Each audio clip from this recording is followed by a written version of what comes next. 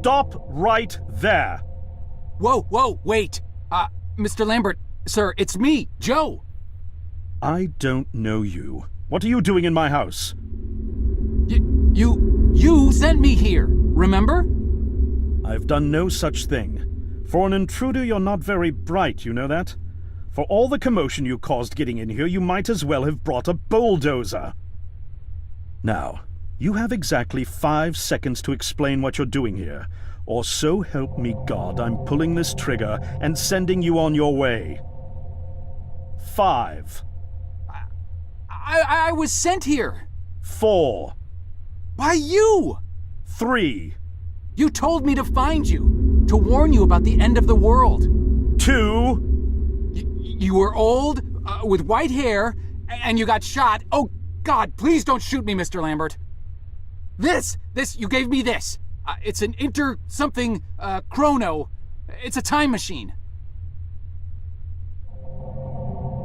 I gave you that? Yes! I've never seen anything like it, but on the back, that's my family signet. I made this? It's simply magnificent. I gave this to you? Why? Who are you?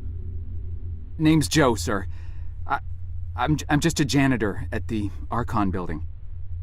I found you in a room with a big, round door in the basement labs this morning, and you were dying. You said you'd come from 40 years in the future to stop the end of the world. I guess I was the only one around, so you gave me this and told me to find you and tell you all this, and I've been there. The future, I mean. A bunch of times. And you were right, Mr. Lambert. Everyone's gone. My God, so it did come to pass. They really did it, those greedy goddamn bastards. I told them this would happen. Wait, I was dying? How? You said you've been shot. I had to actually find you at the morgue to get this address. Shot? By whom? No, wait. Don't say anything else. You succeeded in finding me, which means anything you tell me from this point on could alter the course of action that brought you to my doorstep. The less I know, the better. So, you've seen the future. What did you see? It's like a bad dream, sir. Everyone's gone. Buildings are coming apart. It's all just quiet. What happened, Mr. Lambert? It is Dr. Lambert. And considering all the effort you just went through to find me, not to mention bearing witness to the horrific outcome of the biggest breakthrough in the history of science, I suppose I owe you some kind of explanation.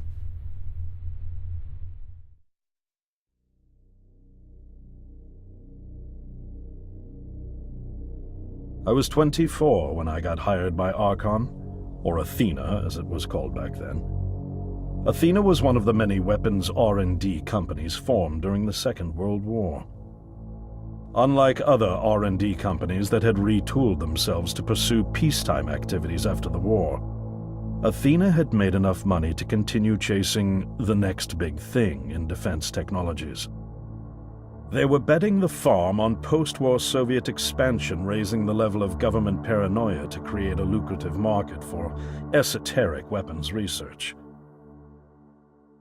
I'd say they made the right bet. Still a theoretical physicist at MIT, my thesis on the possibility of time travel via dimensional membranes got published shortly after I was hired in 1961. Company heads were so impressed, they gave me a team and a budget. Development exceeded even my own expectations, and after only 6 years, we had the first primitive version of the time machine up and running.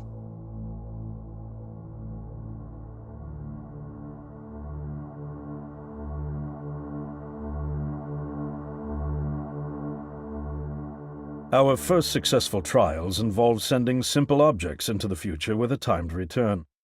But with Archon running out of money, that was all the company bigwigs needed to secure a big fat contract with the Department of Defense. Apparently, we had sold them on the idea that the technology could be used to go back in time and strangle communism in its cradle. The reality, of course, was that it couldn't. Due to the laws of causality, you can't travel back in time beyond the point where time travel was invented. And sooner or later, we had to explain that to our benefactors. When they started pushing for progress reports, Archon management had to come clean, but instead chose to ease government concerns by claiming the technology could be used to bring back advanced weapons from the future. But this, too, was a lie.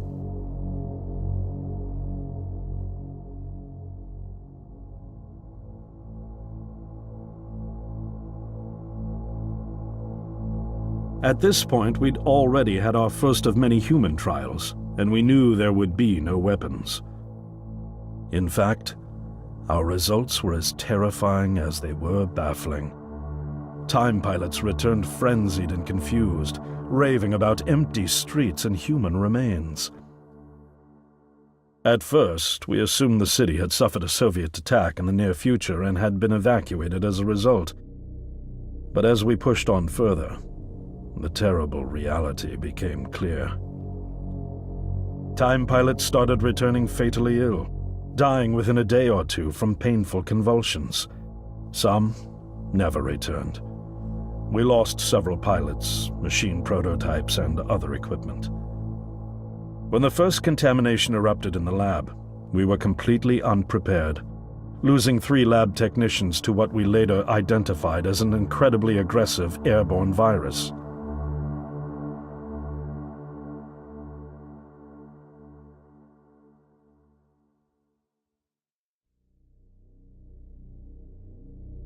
Although we weren't equipped to handle biohazards of this magnitude, management insisted we contain and study it.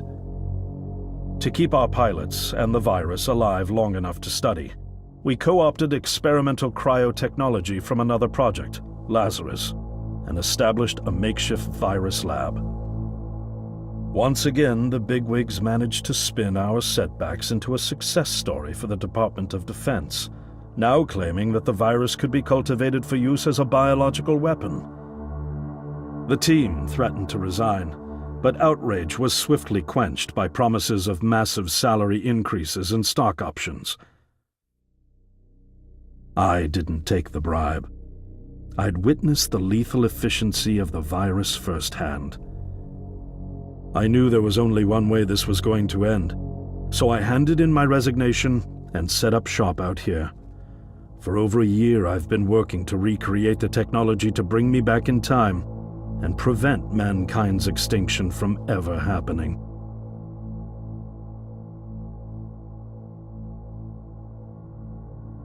And now you're here, the harbinger of doom at my doorstep, wearing a boiler suit. Who could have imagined that Judgment Day would begin like any other Monday in May? In any case, unfathomable as it may be that you were able to bring this information to me, knowing is only half the battle. Preventing the outbreak will require more than just your tenacity. Me? Wait, what? Yes, I'm afraid I must rely on you one more time. You must go back to Archon and prevent the outbreak.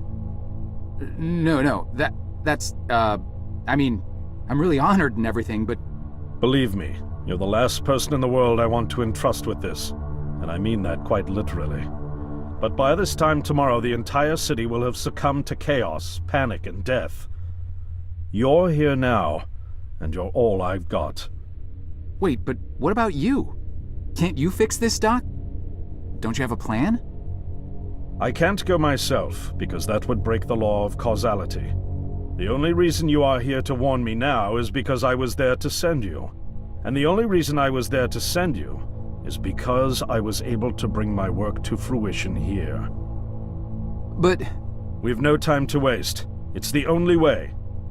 You told me you found me this morning, correct? Yes, but... That means I failed to stop it, and the outbreak has already begun.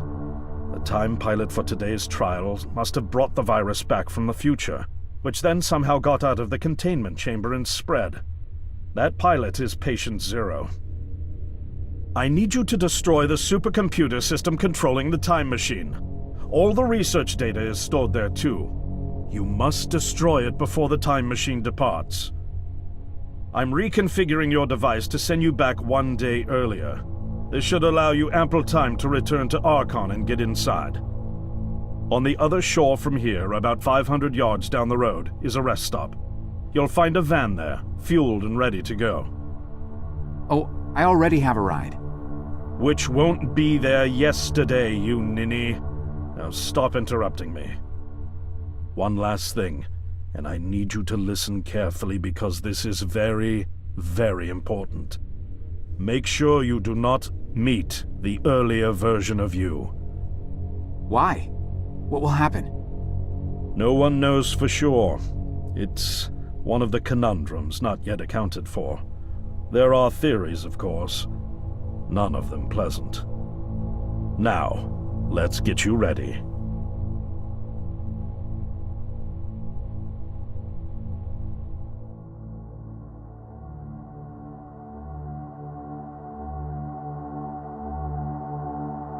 How did I get myself into this?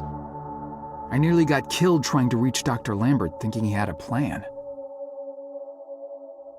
And it turns out it's me. I'm the plan. At least I don't have to walk back.